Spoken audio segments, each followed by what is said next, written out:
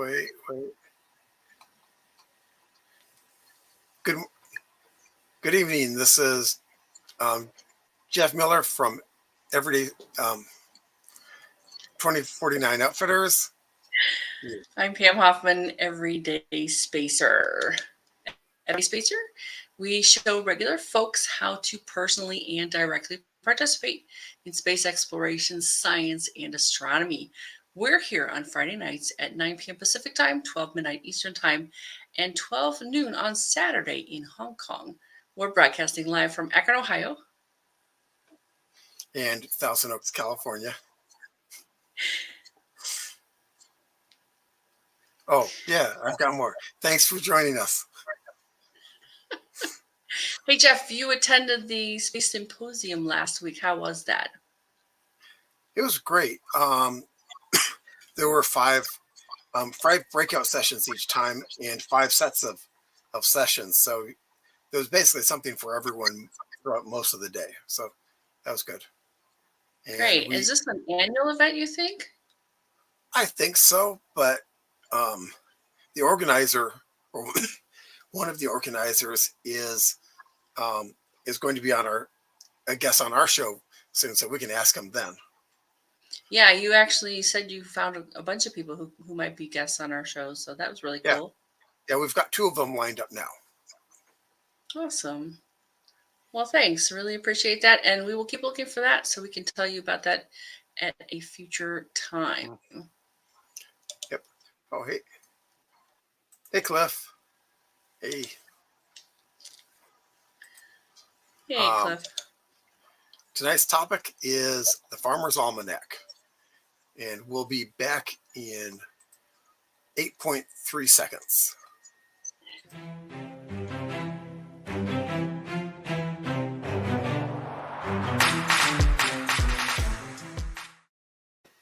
And hey, Scott says, hello, everyone. I used my Farmer's Almanac in the 80s to help me garden. Yep. It's got that stuff in there, but I think Pam uses it mostly for the space stuff. So Tonight, Pam will delve into one of her favorite and long-standing tools for space stuff. The Old Farmer's Almanac has been an annual publication since 1792, over 230 years. Stay tuned and learn some of the cool features of this amazing magazine. And this is a great time to get a copy of it. And I'll put a link in the, I'll put a link in the comments here. Great. And I actually saw some here. I think it was at Sam's Club. I'm here in Akron, and there they were. There were tons of them, but it has been getting harder to find them out in newsstands, like places like Walmarts and stuff. And so just to be clear, this is the Old Farmer's Almanac that I'm referring to. It's the bright yellow that has the sort of lithograph etching look on the cover. And Jeff, you've got a little bit better version. Yeah. A little bit easier to see. Hang on, let me show it. There it is. Thanks. Uh-huh. And let's see, where am I? Okay, one of the interesting things to me is, I don't know if it's a motto, a byline, or a testimonial right at the top there. It says, useful with a pleasant degree of humor. This is me. And this one is my favorite, and as Jeff mentioned, it's been around a while. I like the Almanac for astronomy because of the calendar pages. They're kind of in the middle. And I actually also refer to these as ephemera. I'm going to delve into that part of it after kind of an overview of the Almanac, because there's much, much more to this periodical. And just out of curiosity, is there anything like that where you live? I know there's different countries in the world. This covers basically the United States. So, in Yeah. addition to the ephemera, there is weather information, and they claim it's the most accurate. You'll find recipes. You can actually enter recipes into their contests and try the recipes from other readers. They're usually folks that have won the contest. There's gardening tips, just like Scott was talking about, when to plant by which moon, that kind of thing. And there are articles on all manner of interesting topics. And again, there's contests you can look into. And there's some crazy classified ads. You just go, that can't be real. But somebody paid for the ad. So it's, I don't know, they're kind of hard to believe, but possibly they're real. So you have some options. I used to get the one that has the hole in the corner. And Jeff, you've got a copy of one of those, right? Yeah, right here. And I know farmers would like hang them in the barn on a nail. Well, And I'm sitting and there going, in the next year they'd be hanging in the outhouse on a nail. yeah, right, yeah, and not for reference material. So in 2021, I actually ordered one for 2022 and accidentally got this trade version. And I kind of like it even better. It's a little bit bigger. It has better contrast, the ink versus the page. It's more white, the ink is dark. And the pages are slightly heavier. They're, not quite newsprint type paper, which is what you have with the one with the hole in the corner. So it's a little bit more like a regular book, but doesn't have the hole, so you can't hang it out in the barn. It does have the same great information though. Um, and if getting a copy is a bit hard in your neck of the woods, you can go to their website for some great information as well. I don't think it's quite the same as the Almanac as well, but there's a Canadian version, and I Mhm. think Jeff um, has But that up, right? Janie He's got that says, available. "Oh yeah, hang on a Oh, second."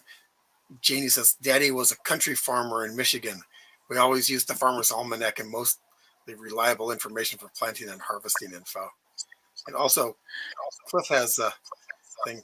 We don't get or have anything like that down here. I was going to ask later on if you had something in Australia like that. Well, I've not seen one, but we have seen them on movies. So, oh, oh, thank interesting. you. Yeah. Okay. And in other Okay. words, you've seen this in a movie or some movies. All right. Okay. Oh, and you want to see the Canadian version of it? There we go. Yeah. Go ahead and I don't know if at some point it will expand to other places as well. I guess we'll just have to see. Well, they've But had you can see it's 230 years to do that and haven't seen it yet. So, and it's got the red at the top and the bottom, whereas the for the yeah, United States it's got the blue yeah. at the top and the bottom. And they've got the maple leaves too. Oh yes, right. I'm not as familiar with the Canadian ones. During a recent big anniversary, they mentioned that they sold over 9 million copies a year. Hard to believe. I mean, this is sort of it's very retro. It's still pertinent though, because even though it's been around for a very long time, they've got just amazing articles, and they kind of make predictions for this year. These are the trends for this year, that kind of stuff. So it's a great tool for anyone who's looking at the night sky as well. I have been using this for many years, specifically for the inner pages. They're the calendar pages. They're kind of marked on the edges. Like Hold they it up. have sort of There we tab. go. Yeah. Yeah, Sorry. you were holding it down where your name was, so Yeah, I I'm trying to. Yeah, to come back. yeah, So you see can. how it's I kind of it darkened. helps. Yeah, So you like the will old find. dictionaries. Yeah. hmm and a lot of books. So it's called calendar in this particular almanac. Oh, and Daniel has. Um, if you need the other hemisphere, just turn it upside down. Yeah. Uh-huh. Thanks, Daniel. Well, it works for the moon. So So when you get to the calendar pages in the almanac, and I'm really glad that people have some familiarity with it in maybe other ways, but it's still pretty relevant today, even though it's been around for a very long time. All the information gets updated, all the articles are current. It starts off describing eclipses for the year, though, and there are 4 to 6 every single year. The next part they have, Lunar it's about eclipses. what's that? Lunar eclipses. All eclipses. There are Okay. 4 to 6 every year. Okay. Yeah. This is solar, lunar, annular, whatever kind of eclipses. For example, 2023. Sorry? I'm sorry. Just Cliff had something. Well, stuff in westerns and some documentaries. So that's where he saw it. Documentaries. Okay. Oh, I don't remember seeing the almanac in anything. Do you, Jeff? No, but then it wouldn't look odd to us. It just looked like background stuff to us. Possibly. Yeah. So for 2023, it looks like we have 1, 2, 3, 4. 4. We had 4 this year as well. So anyway, they move on to bright stars. They talk about that, and it's interspersed with ads. So there's a page of information, then a big old ad. Then they talk about twilight zone and meteor showers. I think I got a lot of my information for my meteor shower chart from here, but I did, pull it from other places too. They talk about the visible planets, and then there is a glossary. And remember, a couple weeks ago, we actually delved into like different terms and definitions. This is a really good resource for more of that. And they have like an intro, calendar of the heavens for 2023. In this case, calendar pages are the heart of the Old Farmer's Almanac. They present sky sightings and astronomical data for the entire year, and are what make this book a true almanac. I didn't know this before. The calendar of the heavens is, I guess, what almanac is about. In essence, these pages are unchanged since 1792, when Robert B. Thomas published his first edition. The long columns of numbers and symbols reveal all of nature's precision, rhythm, and glory, providing an astronomical look at the year 2023. And there's lots of fabulous stuff in here. I definitely am thinking I better read some more of this because I learned a lot. All right, so they do. Oh, I just wanted to point out that we did want to show you the pages as an example, but there weren't any copies of the pages online. And when we tried to take pictures of them, just the curl of the page of the book being held open just made it unreadable. Sorry, folks. Right, but I can't really, it's sort of glare.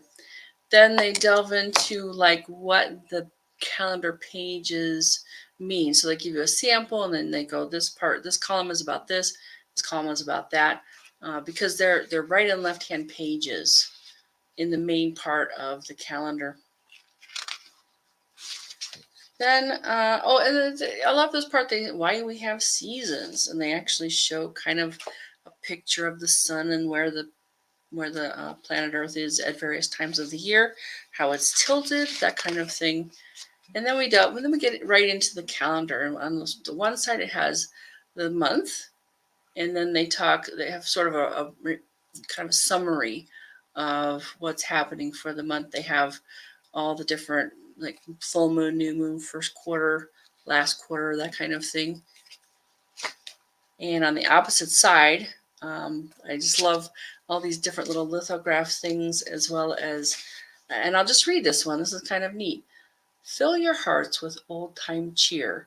Heaven be thanked for one more year. G.P. Lathrop. So it's a little bit of a poem. They've also got what they've termed this farmer's calendar, and it's just along the column, sort of a little story. And the main part of it, and this is where I get when I talk about conjunctions and stuff, it's got conjunctions and other weird things. Like here's one: 406-pound yellowfin tuna caught Magdalena Bay, Mexico, 2010. So just wild things like that, and sort of the like Thanksgiving Day is in this particular month. And it's just loaded with fantastic information. All right, let me get back to my notes. And also got another comment from Janie. Um, in old west, in old westerns, the almanac was on the counter at the general store, next to the butcher wrapping paper and the beautiful cash register. The old guys sat around the pickle barrel chatting about local news and waiting for the stagecoach to arrive. Cool. Oh, yeah. Okay. No, I remember some of that, but I don't remember an almanac being in there. And I realized as I was using the almanac over the years that they have these celestial symbols. And instead of flipping back and forth in the pages, I decided to create something, and you're not going to be able to see this very well, that helps me. It's got the celestial symbols. It's a bookmark. I created what they call a printable. And you can show that, Jeff, too. Yeah, I'm going And this to. printable. I'm working on it. Okay. I know I have a lot of lag here, This, being where I am. This isn't a picture of the bookmark itself, just No, of the page for it. And you've got a link to get to that page too. They're only 99 cents. You get 2 per page, and they're built to go with the almanac. So yeah, that's the main part of the almanac. But I'm just gonna kind of browse through it a little tiny bit because they've got these wonderful articles, different how we predict the weather, all kinds of weather stuff. Supposedly the most accurate anywhere. Let me get back to because they've got like here family treasures, how to downsize, organize, and safeguard your keepsakes and collections. There you go, Janie. And it sounds like you can scan that stuff, but the little known journey of Willie O'Ree to break the NHL's color barrier. That sounds wonderful. How happy is a clam? Just weird stuff. Well, they got a whole big thing about spiders. Hanging by a silken thread. Facts and folklore about nature's web gurus. I just love this. It's sort of old timey and very fresh all at once. They talk about there's one about egg hatching 101. Yeah, Jeff. Janie just said, "Neat bookmark. How do we get it?" And just as you typed that, Janie, I was just posting the link for it. Thanks, Jeff. Really appreciate that, and thanks, Janie, for asking. Why birds feather their nests? That sounds like a good article. I have not read them all yet, but I have delved into a little bit of this. And yeah, some of these ads and classifieds, they are just wild. Like, you really just like, really? So that kind of covers the Farmer's Almanac. If somebody has a specific question, we can certainly talk about that. I just remind everybody, I'm here in Ohio. It is 12:13. These shows might be just a little shorter than usual because it'll be about 1 o'clock when we wrap up for me. So, don't see any questions specifically right now. Okay. You know what? I'm going to try to, because I don't have quite as much glare on my screen. Okay. I'm going to try to show like, let's get the page for November. Let's see if you can see that at all. It at least gives you a bit of this is what November looks like. Yeah, it's very tempting to split one apart and scan the pages so we can show them to you. But yeah, I have a whole collection. I like to keep them intact. Yep. Yeah, that was the one side versus the other side. But yeah, this is loaded. If you for someone like Scott, this is a great way to start really kind of delving into how things work and what to do, where to look for them, different things like that. So yeah. Thanks, Jamie.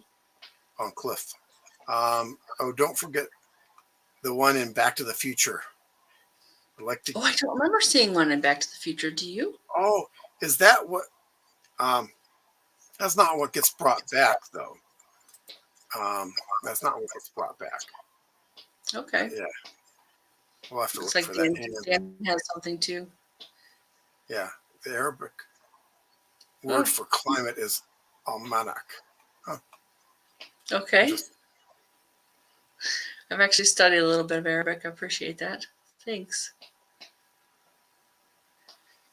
So yeah, this is the Farmer's Almanac. I highly recommend it. Like we said, this is a really great time of year to get them. I would say starting around late August, early September, you can look for them. They have an overlap of 1 month. So Jeff's would have the last of the previous year, and then this one starts like November of this year too. So you've got a couple months where they're the same. And this is the beginning of mine and the end of the other one. So, all right. If there's any other questions, we'd love to field those for you. And maybe just go Well, on, Jeff. okay. Okay. Okay. Should I do the You want to solar do the events? chart? Okay. Yeah. Unless you want to do the meteor chart. Um, let me find the stuff for it. Yeah, it's okay. It's logistics because there's it's coordination. Oh, someone new. Yeah. Oh, okay, Daniel. That answers where the name came from Cliff. Ah, okay. Yeah, a lot of things in astronomy are Arabic because when the Europe was kind of going through its dark ages, the the Arabs were still cranking along just fine. And So basically, the Arabs had the old Greek writings, and so they mm, preserved them. right. I mean, Yeah. and that's We just the thing. So basically, everyone lost them except the Arabics.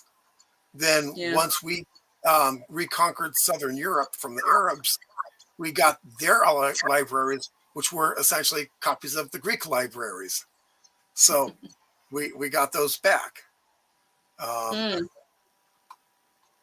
Yeah, we just saw something about that, didn't we, Jeff, before I yeah, left? yeah. Um, Janie Becker says, "How's the visit to Aunt Charlotte's going? Safe travels and happy Thanksgiving week." Well, thank you very much. I am going to be here until the 28th, and I'm going to go stay with my daughter for a while. Yeah, Should be good. yeah. Oh, and to answer your question, Pam, James Burke has a couple of really great series, British series. Um, one is How the Universe Changed, and the other one is Connections.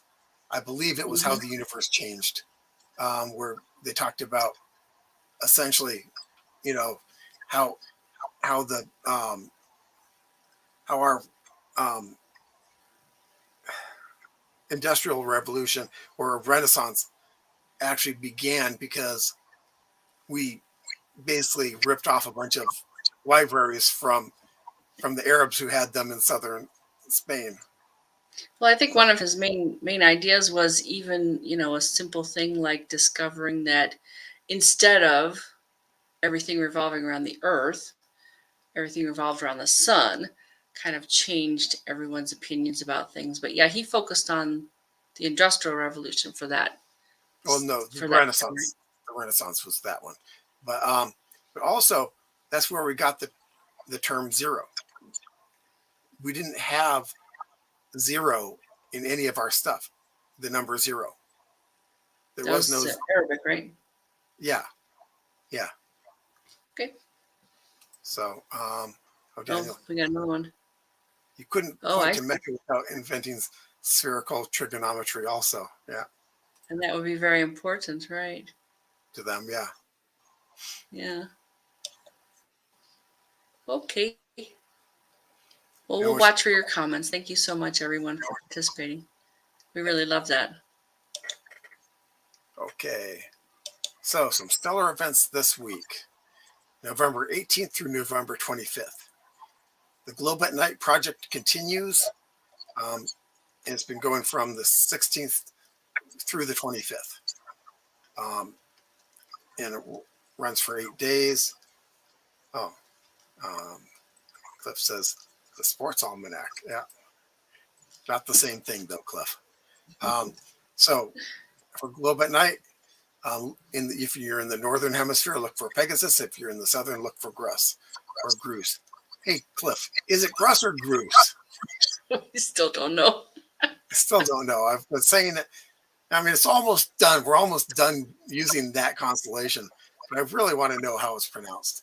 Yeah, they're gonna use it the rest of the year for the rest of Oh, the they are? projects. Okay. Yep. So great. I still won't know how it's pronounced. So you go out, take photos with your digital camera, share them on the site, and then compare them um, to test photos to rate how dark your sky is, so that they can map Yep. the darkness of the skies in different areas. And you remember how Mike said this was a really important project, right? Yeah. So yeah, if you can participate anywhere in the world, check it out. Yep. November 22nd, Mars and Venus are in conjunction. November 23rd, weekly space hangout. And it's the new moon. November 24th, Mercury and the moon are in conjunction, and Venus and the moon are in conjunction. And Makes me think. that's where I get the conjunction information from the old Farmer's Almanac. Yeah. Makes me think that Venus and Mercury might be in conjunction, but Yeah. you know. Oh yeah, when they say it like that, it's all of them are going to be Yep. fairly close. Yep. And also, it's going to be Thanksgiving Day in the U.S. November 25th through 27th, the Andromeda meteor shower peaks after midnight, and best time is to see it is after midnight. It'll be 5 per hour. The source is the comet Biela, and I'm going to assume, because it's called the Andromeda, although we couldn't see where it was, going to assume that it's coming from Andromeda. Yeah, most likely. I'm gonna do some work on that to update things, and because they're always finding new information. Like there's some 900 meteor showers. Officially, there's 100 that have been kind of verified. Yep. Oh, and Cliff says, and don't forget Artemis. Wow, what a liftoff. And now Oh close yes. video of the moon. Yep. Yeah. Thanks so much for reminding us. Yeah. Very cool. Finally. Mm-hmm. So on November 25th, the moon is 2 days old, which, 2 days past the new moon. Should be a good night for the meteor shower, because it's going to be fairly dark out there. And once again, I checked the online Farmer's Almanac for the moon phases. Do you have that page up, Jeff? That's pretty Yes. cool. They've got the whole month. You can actually find your location and the month, whatever month it is, to see what the phase of the moon is. I think they even give times for like the new moon and the full moon. Maybe even first and last quarter. I don't remember. Oh, that's not the right one. There's a link in there if you want to. Yeah. Yeah, hang on. Let me get it. I need to find it. Here we go. Had the wrong one.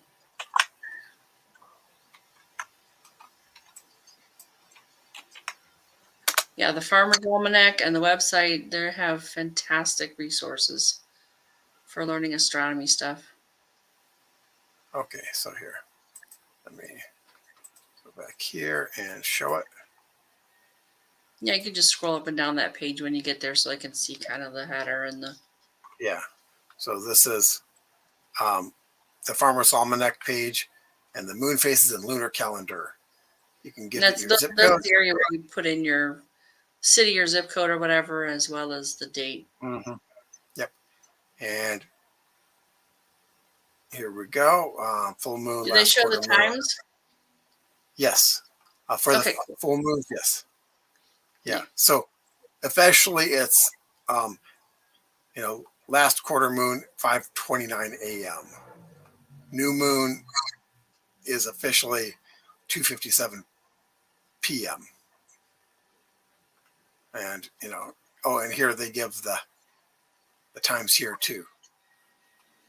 So that's that. Incredible resource. I highly recommend pretty much anything they might put out there. So, oh, so Gruss. It's the ooh or I guess that What is the I'm U? Do we give the yeah, U a long or a short sound? yeah. But Or is it just a grr? Gross. okay. Okay. Also on November 25th, our Friday night show, and basically Happy Thanksgiving, US. Um, so find us Fridays at 9 p.m. Pacific time on the Everyday Spacer Facebook page and the Everyday Spacer YouTube channel. And we do like to tell you about other events and activities. We actually found out from our first guest, student guest, about this several competitions for students. Regeneron does a talent search, which is actually open now. Did we get an end date on that? I think it's soon, Jeff. It's sometime in I think November, right? I'll have to look it up. Yeah. Yeah, we'll have to look it up. And this is great because these students can win big prizes like $250,000. We actually had Lydia on who got $20,000 for her school. There is a link for that, Jeff, if you want to share that. There are four Yeah. competitions: Science Talent Search, International Science and Engineering Fair, Broadcom Masters, and Affiliated Fair Network. Space Prize has a speaker series. We've got a YouTube link for that. Now, they have not created new ones. They are archived, though, and you can find them at that playlist site. Yeah. Hang on. Let me grab that and put it in the chat. And I'll just keep talking about the fourth round of Nominate a Student with Perseverance. The awardees are going to be announced on November 21st, and we'll watch for the fifth round when that's going to happen. This is great because 6th through 8th grade students in the United States public, private, and home schools are eligible, and I think it's parents and teachers can nominate a student with perseverance. And there's some pretty cool awards with that as well. Okay. If you or someone you know has done something interesting involving space exploration, science, or astronomy, we'd love to share our live. Join us again next Friday, November 25th, Thanksgiving holiday US, and we're grateful for all of you. And it's going to be a relatively short show, but we're just going to come up and say thank you. Yeah. We figured we'd come together and talk to you a little bit, see what's going on, and tell you how much we appreciate you being here. Probably give a shout out to some people. It's been another great year. Thank you so much. Yep. You got a couple other things on there too, right, Jeff? Yeah. Upcoming guests. December 2nd will be Rob Watson, and December 9th will be Mark Wagner. And Mark Wagner is one of the coordinators. Yeah. We got those almost all figured out. Mark Wagner's part of the Space Prize too. Symposium. Yep. Yeah. Okay. So Scott says short. Thank you, Scott. Yep. Yeah, with it being this late here, not as good for as long. Yeah. Well, if you notice from last show, Pam gets a little bit punchy as we get later. One of our guests is actually on the East Coast too, right? Yeah. Yeah, Rob is.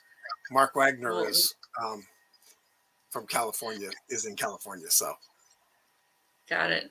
So we'll be merciful with our East Coast guests as much as possible. Some of them really like to talk, which is awesome. Yes. Yeah. So we got another comment.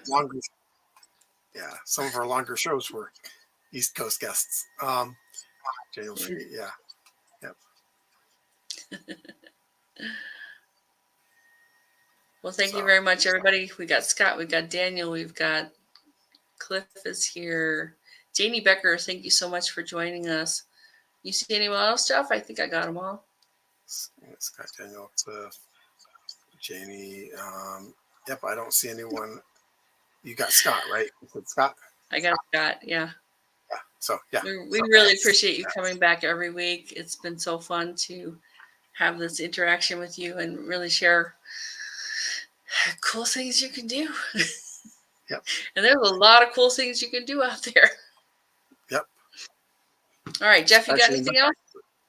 nope. We'll just sign off now. So thanks all. Good night. Good night. Have a good week. We'll see you next week. Yep.